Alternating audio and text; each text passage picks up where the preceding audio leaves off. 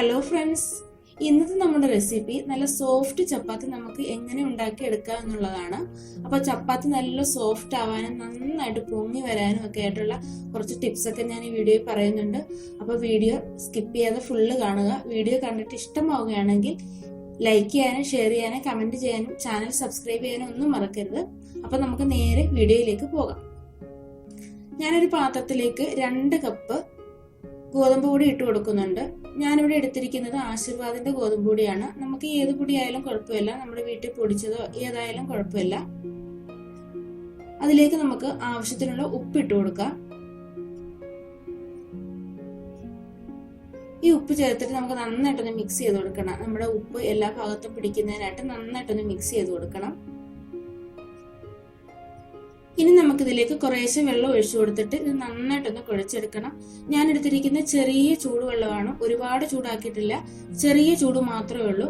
അപ്പം ആ വെള്ളം ഒഴിച്ചു കൊടുത്തിട്ട് നമുക്ക് നന്നായിട്ടൊന്ന് കുഴച്ചെടുക്കണം. ഇത് നമ്മുടെ ചപ്പാത്തി നല്ല സോഫ്റ്റ് ആയിട്ട് കിട്ടുന്നത് നമ്മൾ ഈ മാവ് കുഴച്ചെടുക്കുന്നതിലാണ്. നല്ലതുപോലെ തന്നെ മാവ് നമ്മൾ സോഫ്റ്റ് ആയിട്ട് കുഴച്ചെടുക്കണം.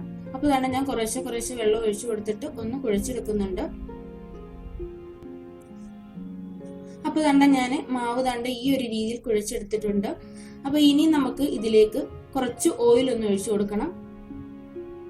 ഞാനിതിലേക്ക് 1 ടേബിൾ സ്പൂൺ സൺഫ്ലവർ ഓയിലാണ് ഒഴിച്ചു കൊടുക്കുന്നത്. നമ്മൾ ചപ്പാത്തി ഇങ്ങനെ ഇത്രയും കുഴച്ചതിന് ശേഷം മാത്രമേ നമ്മൾ ഓയിൽ ചേർത്ത് കൊടുക്കാവൂ. ചിലർ പൊടിയിൽ തന്നെ ഓയിൽ ചേർത്ത് കൊടുക്കാറുണ്ട്. അപ്പൊ അതിനേക്കാട്ടും നല്ലത് നമ്മൾ ഇത്രയും കുഴച്ച് കഴിഞ്ഞിട്ട് ഓയിൽ ചേർത്ത് കൊടുക്കുന്നതാണ്. അന്നേരം നമുക്ക് നല്ല സോഫ്റ്റ് ആയിട്ട് ഇത് കുഴച്ചെടുക്കാൻ പറ്റും. അപ്പൊ ഈ ഓയിലൂടെ ചേർത്ത് നന്നായിട്ടൊന്ന് കുഴച്ചെടുക്കാം. നമ്മുടെ ഈ കൈയുടെ പത്തി വെച്ചിട്ട് നന്നായിട്ട് അമർത്തിയാണ് നമ്മളിത് കുഴച്ചെടുക്കേണ്ടത് കേട്ടോ. എങ്കിലും നല്ല സോഫ്റ്റ് ആയിട്ട് കിട്ടത്തുള്ളൂ. ഇങ്ങനെ ഒന്ന് കുഴച്ചെടുത്തിട്ട് നമ്മുടെ കൗണ്ടർ ടോപ്പിലോ അല്ലെങ്കിൽ ചപ്പാത്തി പലകയിലോ വെച്ച് നന്നായിട്ടൊന്ന് കുഴച്ചെടുത്താൽ മതി കേട്ടോ. അപ്പൊ നന്നായിട്ട് സോഫ്റ്റ് ആയിട്ട് കിട്ടും. പിന്നെ ഈ ചപ്പാത്തിയൊക്കെ ഉണ്ടാക്കുമ്പോൾ ഈ കൈ കൊണ്ട് കുഴച്ചെടുക്കാൻ പലർക്കും ബുദ്ധിമുട്ടായിരിക്കും. നല്ലതുപോലെ കൈ വേദന എടുക്കും ഈ തുടക്കക്കാർക്കൊക്കെ. അതിനുവേണ്ടി ഞാനൊരു ചെറിയ ടിപ്പ് കാണിക്കുന്നുണ്ട്. നമ്മുടെ വീട്ടിൽ ഇതേപോലത്തെ ഇടികല്ല് കാണുമല്ലോ, ഇതേപോലത്തെ നമ്മൾ എന്തെങ്കിലുമൊക്കെ ചതയ്ക്കാനായിട്ട് ഉപയോഗിക്കുന്നത്.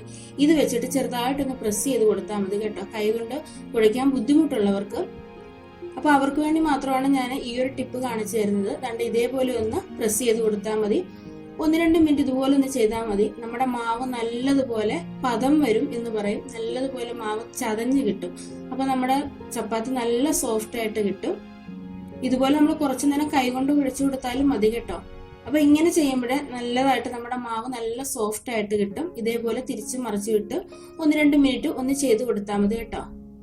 ഇതേപോലെ പാത്രത്തിലിട്ട് ചെയ്യുന്നത് ബുദ്ധിമുട്ടാണെങ്കിൽ നമ്മുടെ കൗണ്ടർ ടോപ്പിലോ അല്ലെങ്കിൽ ചപ്പാത്തി പലകയിലോ ഇട്ടിട്ട് ഇതുപോലെ ജസ്റ്റ് 2 മിനിറ്റ് ഒന്ന് പ്രസ് ചെയ്ത് കൊടുത്താൽ മതി കേട്ടോ.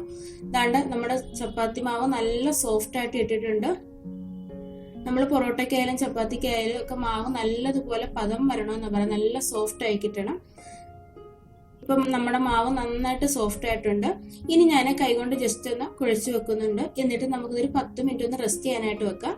അപ്പൊ നമ്മുടെ മാവ് ഒന്നുകൂടി നല്ലതായിട്ട് സോഫ്റ്റ് ആയിട്ട് കിട്ടും. ഇതാ കണ്ടില്ലേ, നല്ല സോഫ്റ്റ് ആയിട്ടാണ് കിട്ടിയിരിക്കുന്നത്. അപ്പൊ നമുക്കൊരു 10 മിനിറ്റ് ഒന്ന് റെസ്റ്റ് ചെയ്യാനായിട്ട് വെക്കാം. അപ്പൊ ഒരു 10 മിനിറ്റ് കഴിഞ്ഞിട്ടുണ്ട്. നമുക്കിനി ചപ്പാത്തി ഉണ്ടാക്കാനായിട്ട് തുടങ്ങാം. ഇതിൽ നിന്നും ചെറിയ ബോളാക്കി നമുക്ക് മാവ് എടുക്കാം. മാവ് നമ്മൾ ഒരുപാട് ഇതുപോലെ ബോളാക്കി പുറത്തിട്ടേക്കരുത്. അതുപോലെ തന്നെ നമ്മൾ മാവ് എടുത്തു കഴിഞ്ഞാൽ ഉടനെ തന്നെ ഇത് അടച്ചു വെക്കുകയും ചെയ്യണം. അല്ലെങ്കിൽ നമ്മുടെ മാവ് ഡ്രൈ ആയി പോകും, ചപ്പാത്തി ശരിയായിട്ട് കിട്ടത്തില്ല. കൈ വെച്ച് നന്നായിട്ടൊന്ന് ഉരുട്ടിയെടുക്കാം. ഞാൻ ഉണ്ടാക്കുന്ന വളരെ ചെറിയ ചപ്പാത്തിയാണ് കേട്ടോ. ഇനി ഞാൻ നമ്മുടെ ചപ്പാത്തി പരത്താനായിട്ടുള്ള മാവ് എടുത്തേക്കുന്നത് ഇതുപോലെ ഒരു ടിന്നിലാണ്.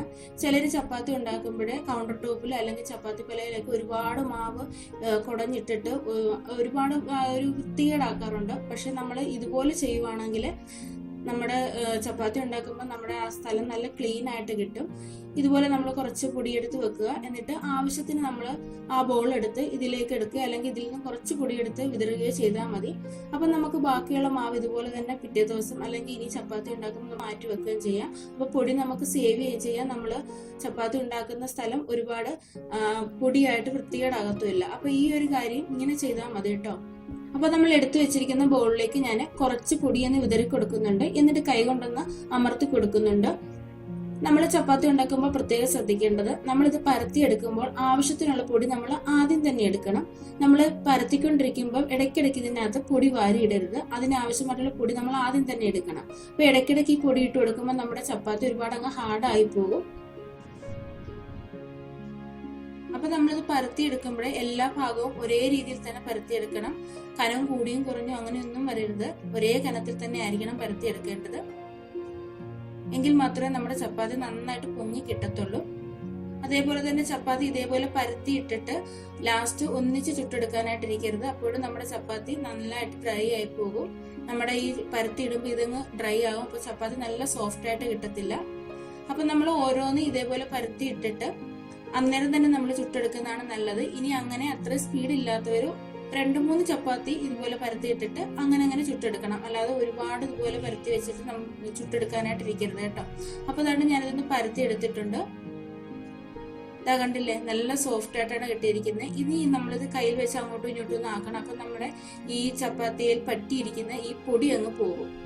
അപ്പൊ തന്നെ ഞാൻ ചപ്പാത്തിക്കല്ല് ചൂടാക്കിയിട്ടുണ്ട്. നല്ല ഹൈ ഫ്ലെയിമിൽ വെച്ച് നന്നായിട്ട് ചൂടാക്കണം. എന്നിട്ടൊരു മീഡിയം ഫ്ലെയിമിൽ വെച്ച് വേണം നമ്മൾ ചപ്പാത്തി കുക്ക് ചെയ്യാനായിട്ട്. ഒരിക്കലും ലോ ഫ്ലെയിമിലിട്ട് നമ്മൾ ചപ്പാത്തി കുക്ക് ചെയ്യരുത്.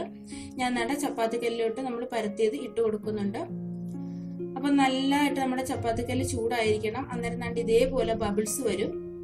ഇതേപോലെ ചെറിയ ചെറിയ ബബിൾസ് വരുമ്പോൾ നമ്മളിത് ഒന്ന് തിരിച്ചിട്ട് കൊടുക്കണം. ഇതാ കണ്ടില്ലേ ബബിൾസ് വരുന്നത്. അപ്പൊ നമ്മുടെ കല്ല് നന്നായിട്ട് ചൂടായിട്ടുണ്ടെങ്കിൽ മാത്രമേ ഇതുപോലെ ബബിൾസ് വരത്തുള്ളൂ കേട്ടോ. അപ്പൊ ദാണ്ട ഞാനതൊന്ന് തിരിച്ചിട്ട് കൊടുക്കുന്നുണ്ട്. നമ്മുടെ മറു സൈഡും ഇതേപോലെ തന്നെ ബബിൾസ് ഇതുപോലെ വരും. ഇപ്പൊ തന്നെ അത് പൊങ്ങി വരുന്നുണ്ട് ചെറുതായിട്ട്.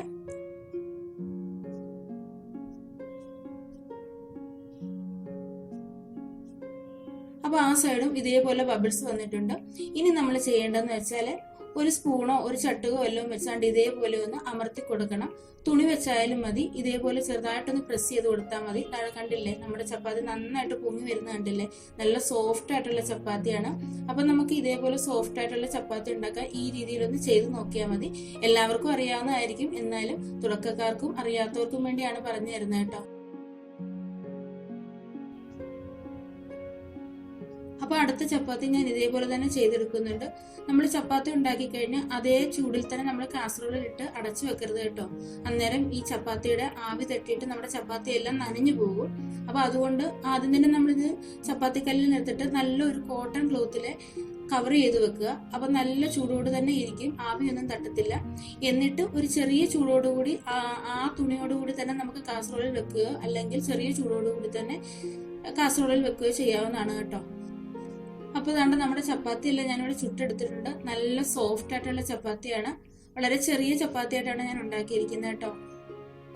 കണ്ടില്ലേ, നല്ല സോഫ്റ്റ് ആണ്, നല്ല ലെയർ ആയിട്ട് വന്നിട്ടുണ്ട്. അപ്പൊ ഇതേപോലെ ഒന്ന് ചെയ്ത് നോക്കുക. അപ്പൊ ഇതിനു മുമ്പ് 1 മിനിറ്റിൽ ചപ്പാത്തി മാവ് എങ്ങനെ കുഴച്ചെടുക്കുക എന്നുള്ളതിന്റെ ഒരു വീഡിയോ ഞാൻ ഇട്ടിട്ടുണ്ട്. അത് കാണാത്തവർ ഒന്ന് കണ്ടു നോക്കുക.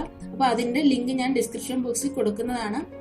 അപ്പൊ ഇന്നത്തെ വീഡിയോ എല്ലാവർക്കും ഇഷ്ടമായെന്ന് വിചാരിക്കുന്നു. വീഡിയോ ഇഷ്ടമായിട്ടുണ്ടെങ്കിൽ ലൈക്ക് ചെയ്യാനും ഷെയർ ചെയ്യാനും കമന്റ് ചെയ്യാനും ചാനൽ സബ്സ്ക്രൈബ് ചെയ്യാനും ഒന്നും മറക്കരുത് കേട്ടോ. അപ്പൊ അടുത്തൊരു നല്ല വീഡിയോ ആയിട്ട് കാണുന്നവരേക്കും ബൈ. Thank you.